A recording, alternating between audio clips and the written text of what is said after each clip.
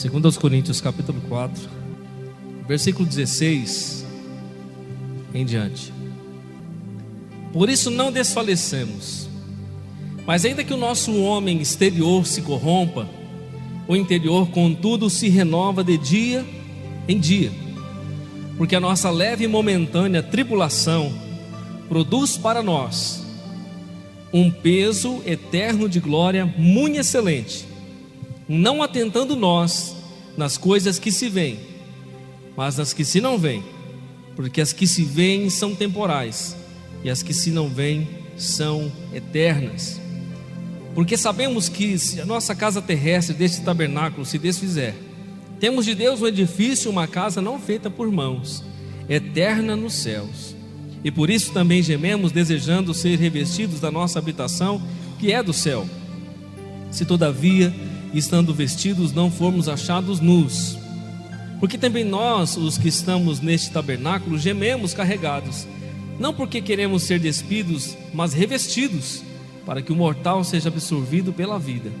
Ora, quem para isso mesmo nos preparou foi Deus, o qual nos deu também o penhor do Espírito. Porque se estamos sempre de bom ânimo, sabendo que enquanto estamos no corpo, vivemos ausentes do Senhor. Por isso andamos por fé e não por vista, mas temos confiança e desejamos antes deixar este corpo para habitar com o Senhor, porque muito desejamos também ser-lhe agradáveis, quer presentes, quer ausentes, porque todos devemos comparecer ante o tribunal de Cristo, para que cada um receba segundo o que tiver feito por meio do corpo, ou bem ou mal. Amém?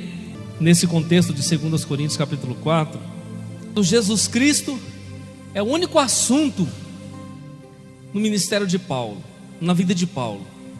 Quando Jesus é a única conversa, é o único desejo, é a única vontade, é o único comentário na vida de Paulo. Quando Jesus consome a alma dele e ele não sabe falar de outra coisa a não ser de Jesus. Quando Paulo está anunciando o poder do Evangelho, a grandeza do Filho de Deus, o amor de Deus, a extraordinária salvação vinda de Jesus. E vai chegar um momento que ele vai falar sobre as aflições, as coisas visíveis, contrapostas às invisíveis. E eu e você somos muito consumidos pelas coisas visíveis. Eu e você somos muito sobrecarregados pelas coisas visíveis. A ansiedade se dá em nossa alma pelas coisas visíveis. As depressões, elas se instalam nos homens pelas coisas visíveis, pelos objetivos não alcançados, pelas metas não cumpridas. E Paulo nos traz uma visão do homem interior, da mulher interior, em contraponto com a visão externa da vida. Porque muitas vezes, querido, para eu e você deixarmos um pouco a visão externa, tirarmos o nosso foco das coisas materiais, da matéria, nós vamos olhar um pouco para o céu, pensar um pouco nas coisas de cima. Colossenses capítulo 3, quando Paulo escreve para os irmãos de Colossos, ele diz isso: irmãos, pensai nas coisas que são de cima, do céu. Desejai pelas coisas que são de cima, e não pelas coisas da terra, porque da terra eu e você já somos e viemos. Então muitas vezes, quando diante das nossas lutas, diante dos momentos que desfalecemos, das tribulações, das perseguições da vida, nós somos convidados a olhar para o interior, a olhar para o Espírito que nos renova, a olhar para um foco diferente, para levar a nossa alma em confiança a Deus. Davi por muitas vezes, irmão, diante das perseguições de Saul, Davi por muitas vezes diante dos seus desertos na sua vida, ele clamava a Deus no deserto. A sua alma se desesperava por Deus, ele se confidenciava com Deus diante das suas lutas, diante das suas provas. Ele não ia falar com o homem, ele não ia se aconselhar com o homem, ainda que ele buscava conselho com os sacerdotes, com os anciãos. Mas nos momentos de pressão na sua alma, ele se aconselhava em Deus, lançava a sua alma em Deus. Muitas vezes ele perguntava para a sua alma: ó alma, por que está abatida dentro de mim? Espera em Deus. Muitas vezes ele levava a sua alma em confronto diante de Deus, porque ele reconhecia que o seu refúgio era Deus, o seu refúgio era em Deus. E muitas vezes, querido, eu e você, diante das nossas dificuldades, nos momentos que nós desfalecemos, nos momentos da vida, dos objetivos não alcançados, das frustrações, das dores, daquilo que você projetou e você não viu acontecer, muitas vezes será agravado por circunstâncias adversas ao seu redor, por imprevistos na vida. Paulo está dizendo: por isso não desfalecemos, mas ainda que o nosso homem exterior se corrompa, o interior contudo se renova de dia em dia. Então ele diz: por isso, diante dos problemas, diante da nossa própria natureza humana debilitada, decaída, os anos vão passando, vem as fraquezas, vem a sensibilidade da nossa fragilidade. Ele está dizendo: por isso não desfalecemos, mesmo diante dos confrontos da vida. O homem exterior vai se corrompendo, se desgastando, vai se esmorecendo, desfalecendo diante das adversidades. Ele está dizendo: mesmo diante de tudo isso, o interior contudo se renova de dia em dia. Irmão, eu e você estamos vivendo na presença de Deus, no Evangelho de Jesus. O Evangelho de Jesus, a presença do Espírito Santo, é o único que pode trazer renovo para o coração do homem e da mulher. A presença do Espírito Santo é o único que pode confortar, consolar, levantar, trazer sustento. Sem o Espírito Santo, eu e você, irmão, estamos perdidos. Sem a presença dele, estamos desolados. Tem muita gente, irmão, olhando para fora, preocupado com essa capa externa. Com isso eu não estou combatendo quem está olhando, quem está se cuidando, tem que se cuidar mesmo. Mas tem muita gente, querido, se idolatrando a sua própria vida externa, cuidando muito do físico, esquecendo do espírito. Tem muita gente preocupada com a velhice, porque não quer envelhecer, mas se esquecendo do interior. E Paulo está dizendo: ainda não desfalecemos, porque ainda que o nosso homem exterior se corrompa, se acabe, se esmoreça, contudo o interior de dia em dia se renova. Porque a nossa leve e momentânea tribulação produz para nós um peso eterno de glória muito excelente. Aí você vai ver na Bíblia um homem dizendo assim: olha, a tribulação produz em nós um peso de glória.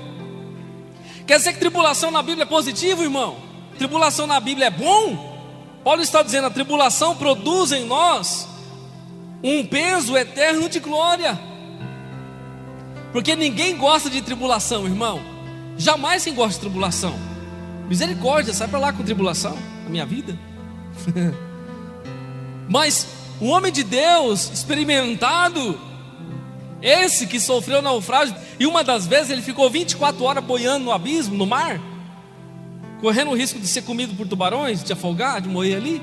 Olha só, 2 Coríntios capítulo 1, versículo 3: bendito seja o Deus e Pai de nosso Senhor Jesus Cristo, Pai das misericórdias, o Deus de toda consolação, que nos consola em toda a nossa tribulação, para que também possamos consolar os que estiverem em alguma tribulação, com a consolação com que nós mesmos somos consolados de Deus. Então aqui Paulo está dizendo o seguinte: muitas vezes somos atribulados, passamos por tribulação na vida, mas somos de Deus, ou por Deus, consolados, para que esse consolo que recebemos de Deus, nós possamos consolar outros que estão sendo atribulados. Seguindo o verso 5: porque como as aflições de Cristo são abundantes em nós, assim também a nossa consolação sobeja por meio de Cristo. Assim como as tribulações de Jesus são abundantes em nós, Paulo está falando do sofrimento, da perseguição, ele está falando que também a sua consolação sobeja, está sobrando consolação. Irmão, na vida de quem é atribulado também sobra consolo, sabia? Misericórdia, mas a gente vê crente atribulado que não tem consolo nenhum, irmão. Só vive na prova, na tribulação, e murmura e reclama. E tem uns que até xingam, irmão. Já viu o xingamento na boca de crente? Que terrível, irmão. Palavra torpe. Maledicência. Maledicência. Pecado. A tribulação, irmão, ela está produzindo em mim e em você um peso de glória. Mas nós não estamos acostumados com tribulação. Ninguém quer tribulação. Sai para lá, para trás de mim, tribulação. Só que Paulo está falando da tribulação que nós passamos. Por ela nós recebemos o consolo de Deus. E esse consolo que vem de Deus, diante das adversidades da nossa vida, também sobeja em nós, para aqueles que estão em tribulação. Ou seja, passamos por tribulação, mas também somos consolados. E o que sobeja em nós é a consolação para aqueles que precisam, por meio de Cristo. Agora o versículo 6. Mas se somos atribulados, é para a vossa consolação e salvação. Ou se somos consolados, para a vossa consolação é, a qual se opera suportando com paciência as mesmas aflições que nós também padecemos. Se somos atribulados, se passamos por tribulações, é para a vossa consolação e para a vossa salvação. Isso acontece comigo, irmão, e acontece com você.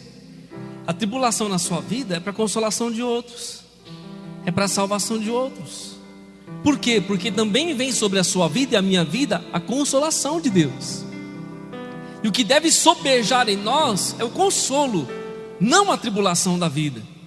Agora, olha o que Paulo está falando, irmão. Ele está falando com propriedade daquilo que ele viveu. Não está contando a história da carochinha.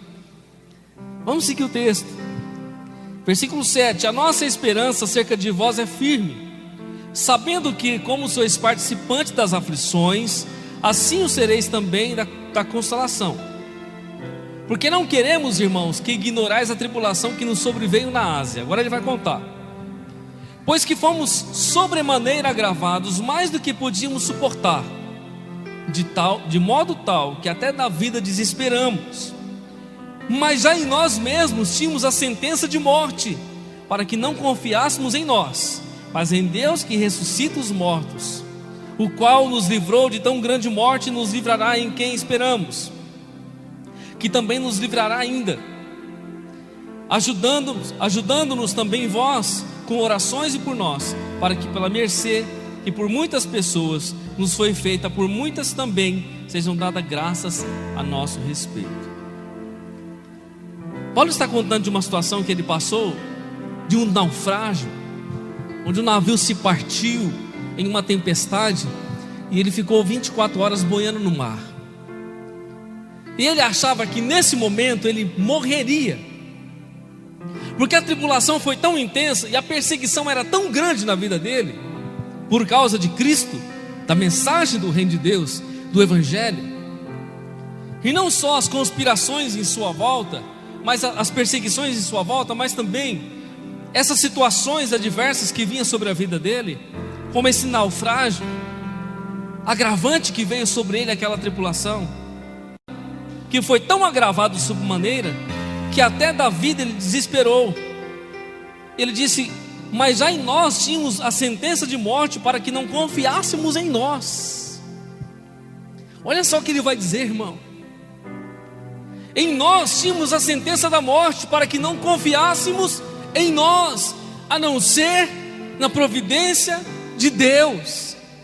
Quando nós olhamos para esses homens do passado, homens e mulheres da Bíblia, você vai ver que eles tinham uma confiança plena em Deus, diante das suas máximas adversidades, diante dos seus conflitos maiores, eles estavam confiando em Deus, eles esperavam em Deus, no Senhor. Por isso que ele vai escrever no capítulo 4, versículo 16: por isso não desfalecemos, ainda que o nosso homem exterior se corrompa, se entristeça, se envelheça, sinta as aflições, as dores, por dentro da alma, no espírito, estamos sendo renovados dia após dia, por causa da presença dEle, por causa do amor dEle. Irmão, eu concluo aqui o seguinte, que eu e você devemos valorizar mais dentro do que fora. Nós estamos vivendo uma geração que valoriza muito fora e não tanto dentro. Quando nós olhamos muito para fora, nós esquecemos da eternidade que Deus colocou dentro, do Espírito Santo que habita dentro. Quando nós ficamos olhando muito para fora, nós perdemos o foco do Senhor. Por isso que no mesmo capítulo 4 ele vai dizer lá: porque andamos por fé e não por vista. Podemos até andar fisicamente como andamos com os nossos pés na terra, mas caminhamos por fé e não por vista. Porque quando passamos a andar pela nossa vista, irmão, nós estamos fadados ao erro, fadados à falência, ao engano. Quando nós andamos por fé, nós entendemos que o nosso homem interior está sendo renovado dia após dia. Dentro do mesmo contexto, Paulo diz assim: não atentando nós nas coisas que se veem, não parando, não focando a nossa vida, não gastando o nosso tempo naquilo que se vê, não perdendo o nosso tempo naquilo que não é precioso, naquilo que não é relevante, não atentando nós nas coisas que se veem, mas nas que se não veem, porque as que se veem, elas são temporais, são passageiras, mas as que se não veem, elas são eternas. Você percebeu que diante da tribulação da vida, diante das perseguições e problemas, eu não sei qual problema você está passando hoje, querido, qual que é a sua adversidade, ou qual a sua tribulação, mas seja qual for ela, ele está dizendo que diante das adversidades da vida, das tribulações da vida, nós precisamos olhar para dentro e não para fora, tirar o foco de fora e colocar dentro do Espírito que nos foi dado. Você percebe no mesmo texto que ele vai falar do Espírito. Um pouquinho adiante ele vai dizer assim: porque sabemos que se a nossa casa terrestre deste tabernáculo se desfizer, temos um edifício, uma casa feita não por mãos, eterna nos céus. Aí ele faz uma comparação, que essa casa aqui, eu e você, o nosso corpo é uma barraquinha de lona. O dia que essa casa se desfizer, nós temos um edifício eterno, não feito por mãos, não foi feito pela mão do homem. Um edifício eterno nos céus é a nossa identidade real, é a nossa identidade imortal, que ele está dizendo. Enquanto estamos aqui, temos essa barraquinha, esse tabernáculozinho simples, limitado, que sofre, que sente as dores, que sente as aflições. Mas o dia que formos com ele, essa casinha, esse casebrezinho se transformará em um edifício imortal, celestial, na presença de Deus. O verso 3 ele diz assim: se todavia estando vestidos não fomos achados nus, porque também nós que gememos deste tabernáculo gememos carregados, não porque queremos ser despidos, mas revestidos para que o mortal seja absorvido pela vida. Para que o mortal seja absorvido pela vida, revestidos pela vida. Agora o verso 5 ele diz: ora, quem para isso mesmo nos preparou foi Deus, o qual também nos deu o penhor do Espírito. O que é o penhor do Espírito? O penhor do Espírito é a garantia da eternidade. Deus depositou em nós uma joia, e essa joia nos garante a vida eterna. Porque ele está falando de uma casinha vulnerável, de uma casinha frágil, mas essa casinha, essa barraquinha de lona se transformará em um edifício sobrenatural, magnífico. Mas que para que isso possa acontecer, nós precisamos ter a garantia do Espírito, o penhor do Espírito, a joia de Deus habitando dentro de nós. Irmão, sem a presença de Deus não há consolo, sem a direção do Espírito Santo não há direção, sem a presença do Espírito Santo nós não sobrevivemos às tribulações, sem a presença do Espírito de Deus nós não suportamos. Por isso ele está dizendo: ainda que o homem exterior se corrompa, se enfraqueça, não atentamos nós para isso que nós estamos vendo hoje, não nos atentamos para as dificuldades que nós vemos hoje, não para aquilo que nós vemos, mas para aquilo que nós não vemos. Nós não vemos, mas nós o sentimos, somos tocados e movidos por Ele para uma nova vida. Aleluias. Abra sua Bíblia agora, Isaías 40, 28. Nesse versículo Isaías faz uma pergunta: Isaías 40, 28. Não sabes, não ouvistes que o eterno Deus, o Senhor, o Criador dos confins da terra, não se cansa nem se fatiga? Não há esquadrinhação do seu entendimento, dá vigor ao cansado e multiplica as forças ao que não tem nenhum vigor. Os jovens se cansarão e se fadigarão, os jovens certamente cairão, mas os que esperam no Senhor renovarão as suas forças e subirão com asas como águias. Correrão e não se cansarão, caminharão e não se fadigarão. Aí nós olhamos para essa palavra e dizemos assim: será que é possível isso? Será que é possível diante das adversidades da vida? Primeiro ele vai dizer que Deus, o eterno Deus, o Criador dos confins da terra, não se cansa e nem se fadiga. Ninguém pode esquadrinhar o seu entendimento, ninguém pode saber o que Deus pensa, ninguém pode compreender o entendimento, a mente de Deus. Mas ele está fazendo uma pergunta: você não sabe que o Criador não se cansa e nem se fadiga? E esse mesmo Criador dá vigor ao cansado e multiplica as forças ao que não tem nenhum vigor. E é justamente nesses momentos de cansaço, de fraqueza, de necessidade de forças espirituais, diante da debilidade da vida, que nós encontramos em Deus a força, o vigor, a renovação. Ele vai dizer ainda, como fazendo uma comparação com os jovens se cansarão e se fadigarão, os jovens certamente cairão. Por que ele usa os jovens? Porque os jovens têm força, têm vigor, mas mesmo os jovens que são fortes, chega uma hora que eles caem, que eles perdem o seu vigor. Mas os que esperam no Senhor renovarão as suas forças e subirão com asas como águia, correrão e não se cansarão, caminharão e não se fadigarão. Deixa eu perguntar aqui nessa noite, querido: você está esperando no Senhor? Você está esperando no Senhor verdadeiramente?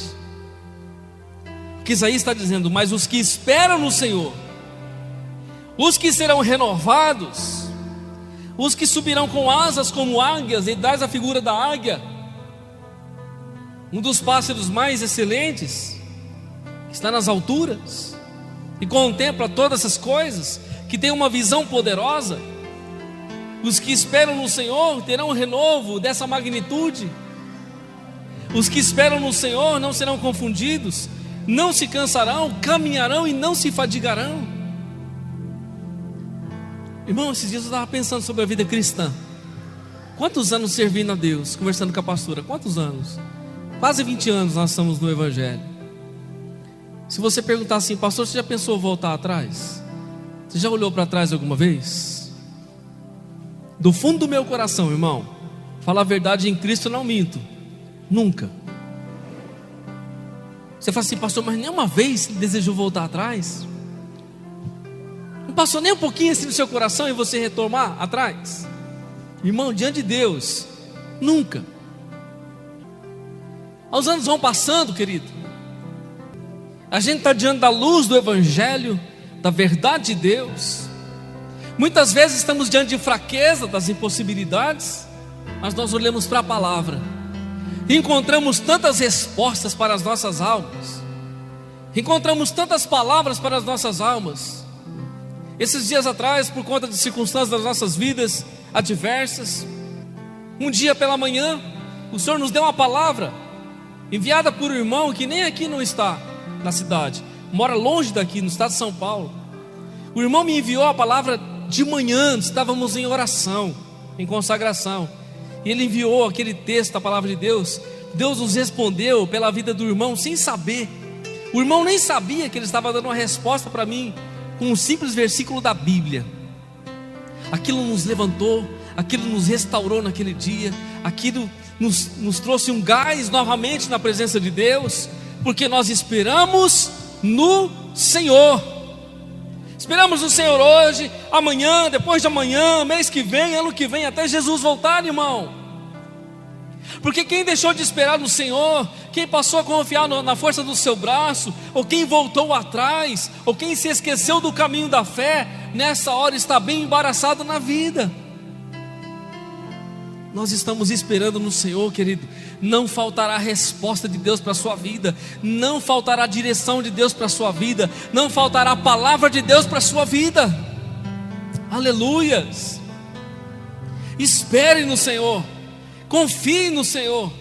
O Salmo 37, se você puder abrir aí comigo, olha só o que Davi disse aqui, do verso 3 do Salmo 37: confia no Senhor e faz o bem, habitarás na terra e verdadeiramente serás alimentado. Por que está falando verdadeiramente, irmão? É para enfatizar que se você confia no Senhor, você realmente será sustentado, guardado, abençoado por Deus. O verso 4 ele vai dizer assim: deleita-te também no Senhor e Ele concederá o que deseja o teu coração. Irmão, Davi era um homem segundo o coração de Deus, você sabe, a Bíblia diz. Um dia Deus declarou: achei a Davi, homem segundo o meu coração. Agora Davi vai dizer isso, olha, o verso 4: deleita-te também no Senhor e Ele concederá o que deseja o teu coração. Nós estamos aqui para buscar o Senhor e pedir a Ele o que deseja o nosso coração, mas existe uma coisa antes, existe um deleite antes, existe um prazer antes. Irmão, se agradar dEle, ter prazer dEle, se deleitar nele, confiar nele, caminhar com Ele, servi-lo de todo o coração, independente das circunstâncias, independente dos problemas, independente das adversidades, das tribulações. Amém? Irmão, quantos se afastaram por causa da tribulação? Quantos se afastaram por causa de algum probleminha bobinho? Porque nada justifica, nada. Porque nós estamos aqui olhando para quem? Para a vida do pastor? Estamos aqui olhando para Jesus, irmão. Eu estou aqui olhando para quem? Para a sua vida? Eu estou olhando para Jesus. E o que justifica? O que justifica é a falta de confiança. O que justifica é a falta de amor. O que justifica é a falta de prazer em Deus. E esse homem que está falando aqui era um homem que sabia o que era se deleitar em Deus. Era alguém que tinha uma harpa, que se encostava numa pedra, se assentava em uma pedra e ficava tocando a sua harpa, talvez num lugar desértico, talvez num ambiente inóspito, quando levava as ovelhas do seu pai para pastorear, para apacentá-las. Então num momento ali, tranquilo, debaixo talvez de uma árvore, ele pegava a sua harpa e começava a entoar cânticos espirituais a Deus. Nos momentos que saíram os salmos que nós conhecemos, talvez nos momentos de perseguição do rei Saul, quando ele se refugiava nas cavernas, nos montes, então ele adorava o Senhor pelas madrugadas com os cânticos espirituais. Saíam as canções de amor, as canções de deleite em Deus, de prazer em Deus. Quando Davi dizia: confia no Senhor, deleita-te também, pois, no Senhor, e Ele considerará o desejo do seu coração. Eu tenho uma convicção, irmão, que Deus atenderá o desejo do nosso coração. Está na Bíblia. Só que antes dele atender o desejo do meu e do seu coração, eu e você precisamos confiar. Eu e você precisamos nos deleitar no Senhor, ter prazer no Senhor. No Salmo 1 ele diz que nós temos que ter prazer na lei de Deus, e nela meditar de dia e de noite. E ele leva a palavra por prazer, irmão. Prazer é um pouco além da obediência, não é? Prazer é algo que você se deleita, não é? Prazer é algo, não leve para a carne, tá? Não leve o prazer para a carne, não é nesse sentido. Prazer de estar em Deus, da companhia dEle, algo que consome a sua vida, de desejo por estar com Ele. Davi era esse homem apaixonado, loucamente apaixonado por Deus. Deus era o seu amor maior, era o seu principal amor. Por isso que ele diz: deleita-te também no Senhor. O verso 5 ele vai dizer assim: entrega o teu caminho ao Senhor, confia nele e Ele tudo fará. Percebe que Davi diz duas coisas: se você se deleitar em Deus, Ele atende o desejo do seu coração. Se você entregar o seu caminho ao Senhor e confiar nele, Ele tudo fará. Você percebe que ele vai para dois extremos: atender o desejo do seu coração e fazer tudo na sua vida. Só que para isso existem umas condições que muitos não entendem. Existe o deleite, o prazer em Deus. Muitas vezes Deus tira coisas das nossas vidas, nós não aceitamos. Muitas vezes a vontade de Deus contraria a nossa vontade, nós não aceitamos. Incorremos no erro de não ter prazer em Deus, não nos deleitar no Senhor. Muitas vezes, diante das adversidades, não entregamos o nosso caminho ao Senhor. Muitas vezes, diante das nossas escolhas, não entregamos os nossos caminhos ao Senhor e fazemos do nosso jeito. E Ele está dizendo: entrega o teu caminho ao Senhor e confia. Muitas vezes, na hora de confiar, nós não confiamos. Como é que Deus tudo fará, irmão? Porque você entende que Deus tudo fará para quem entrega e para quem confia. Se não confia, se não entrega e não confia, obviamente Deus não fará. Porque a entrega, a confiança depende da entrega. Se eu digo que confio, mas não entrego, que confiança é essa? Como muitos dizem: a minha vida é de Deus, mas não confia. Ou muitas vezes confia até certo ponto, mas não entrega deliberadamente o caminho ao Senhor. Por isso Davi fala de deleite, e ele fala de confiança e de entrega. Qual tem sido o nível da nossa entrega? Qual tem sido o nível da nossa confiança diante do Senhor? Porque isso, querido, vai revelar as nossas vidas diante da tribulação. Isso vai revelar as nossas atitudes diante dos confrontos da vida.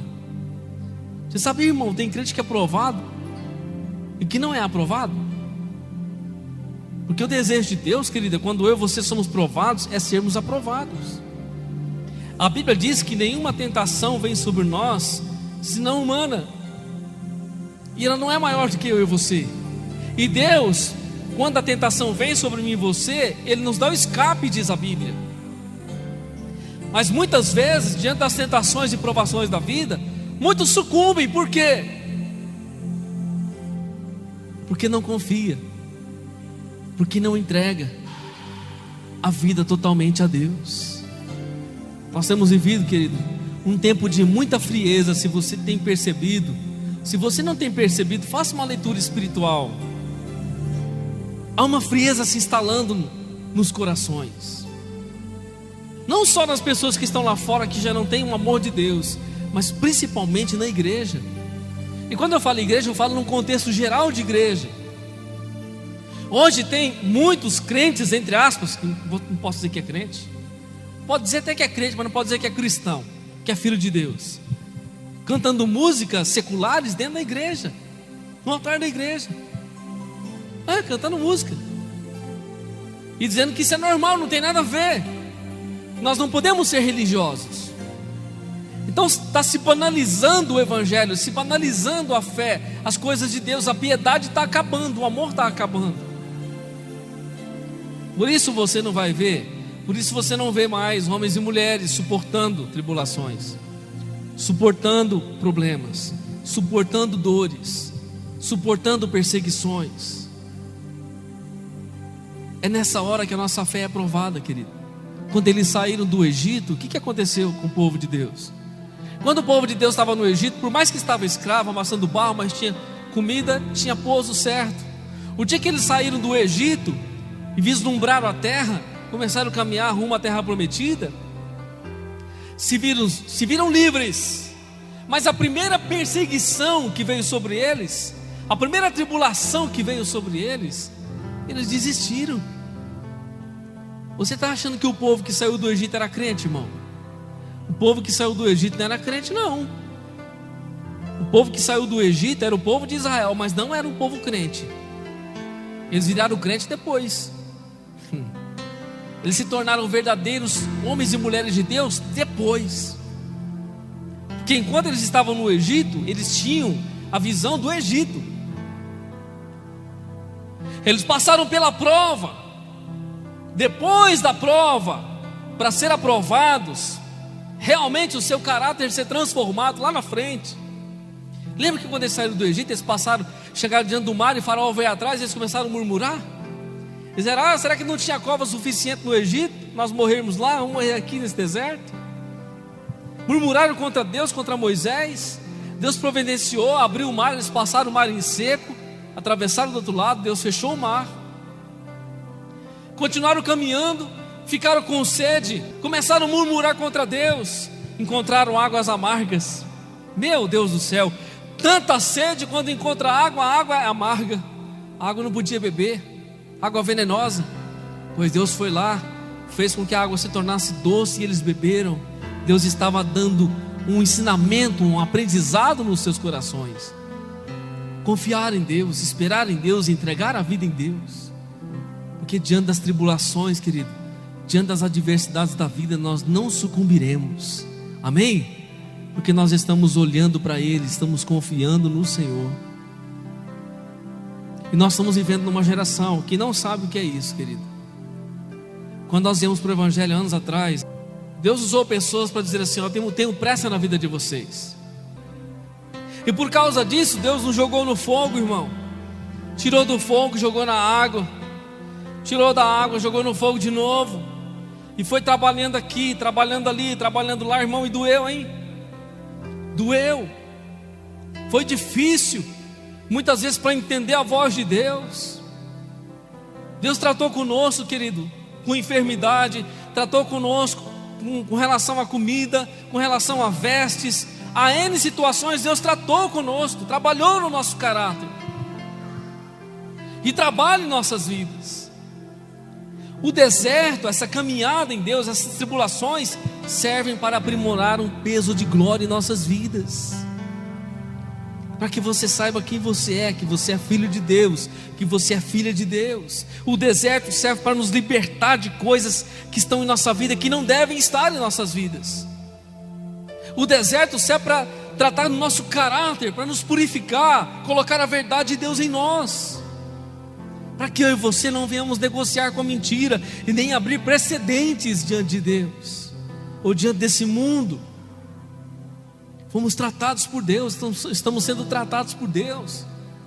Vivemos em meio a uma geração que não sabe o que é isso, que é a primeira prova, que é o primeiro confronto, que é a primeira palavra de verdade que vem, sai, vira as costas, acha ruim, dá um de mimimi, porque não aceita a palavra de Deus. Mas nós estamos aqui, querido, ouvindo a palavra de Deus e entregando o nosso caminho ao Senhor. Irmão, falar a verdade, é bom, gostoso, não é bom ouvir aquilo que você gosta? Não é bom ouvir aquilo que você gosta? É bom, é gostoso ouvir aquilo que a gente gosta. Mas nem sempre a gente vai ouvir aquilo que a gente quer diante de Deus, porque Deus não fala aquilo que você quer, Deus fala aquilo que você precisa. Deus não fala nem sempre aquilo que você gosta, Ele fala aquilo que você necessita, aquilo que você precisa. Muitas vezes o filho é contrariado pelo pai, porque o filho quer ouvir uma coisa, e o pai fala outra, porque o pai sabe o que é preciso, mas o filho está querendo ouvir outra coisa. E sabe, amado, é justamente nessas horas de confronto, é nessas horas da palavra de Deus, que nós somos despertados, curados, libertos, transformados e levantados. Porque quando vier as tribulações, quando vier as provas, as lutas e as dores, você ficará de pé. Amém?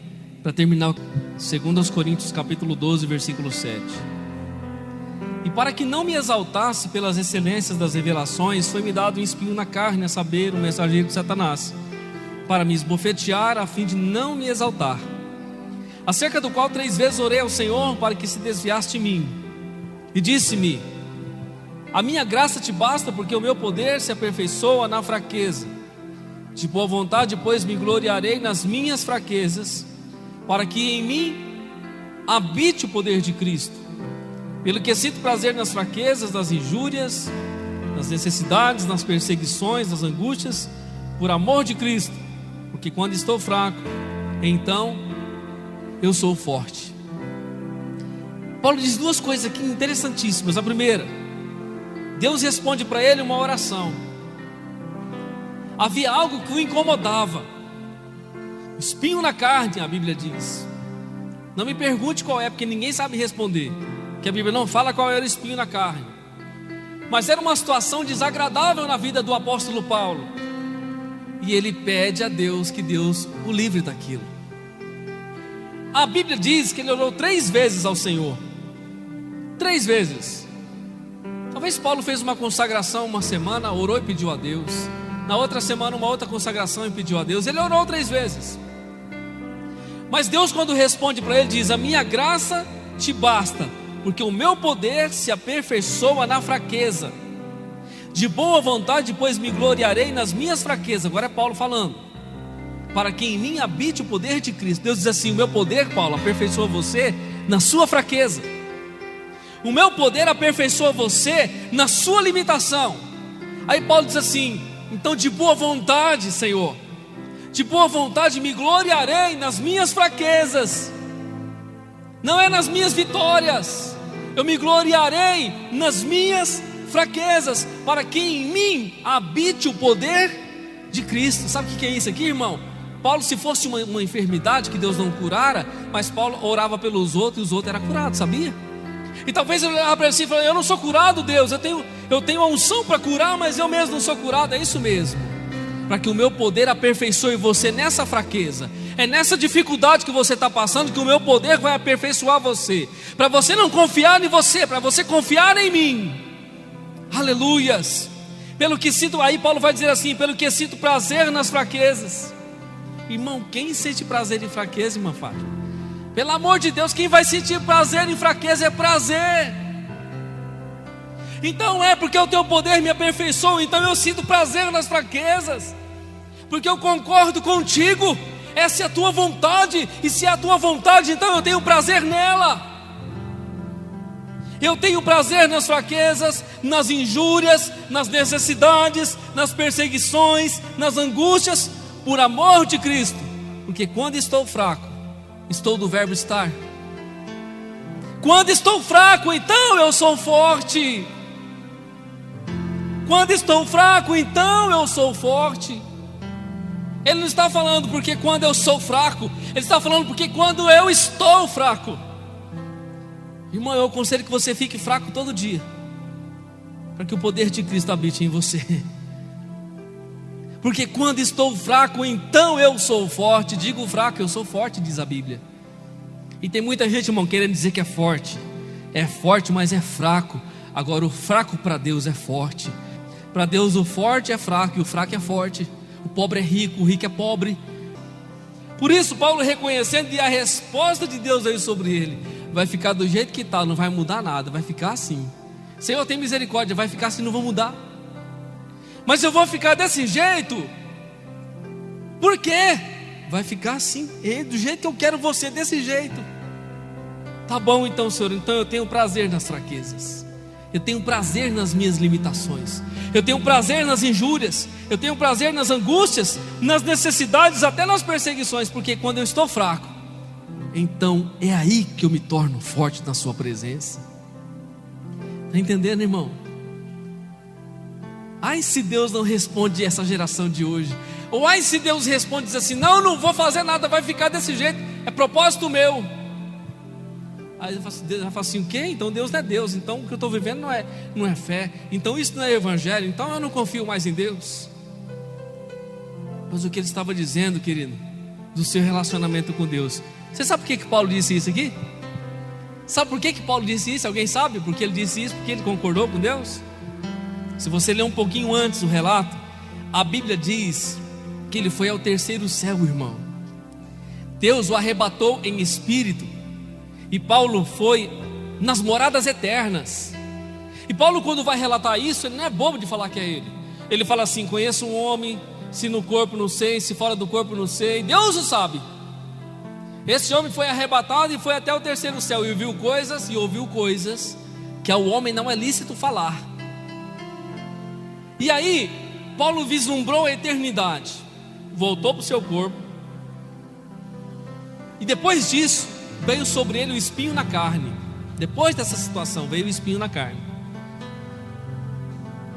Ele vai dizer que o espinho na carne veio para ele não se exaltar por causa das revelações que lhe foi dada. Aí ele pede para que Deus o livre disso e o tire disso. Mas Deus disse: Paulo, a minha graça te basta. A resposta de Deus, querido, não foi não.